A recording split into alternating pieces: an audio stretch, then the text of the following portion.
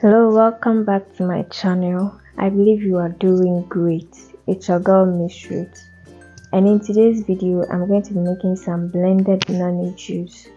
So when you get your noni fruits, your fresh noni fruits, you just keep it in a bowl, cover it for it to ferment for a couple of days. Mine took 5 days to be this soft, and when it gets this soft, you either blend or you can just mash it this way and you strain it. I actually did this because of its health benefits.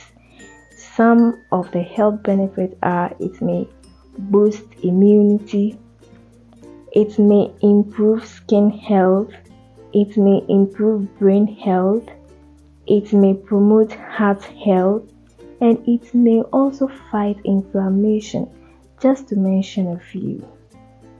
So as you are eating good food to stay healthy, you need to be taking these things to stay more healthier and prevent some kind of diseases.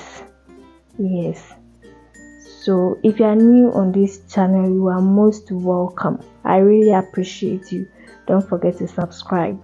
So as you can see, I'm straining my noni and it's coming out beautifully. This is how it looks like.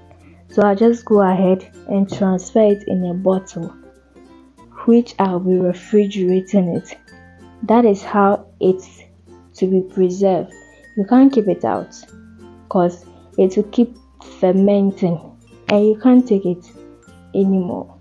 So you need to refrigerate it. As you can see, I am done. If you've stayed with me till now, thank you very much. Don't forget to like, subscribe, and then share. And until my next upload, stay blessed. Bye.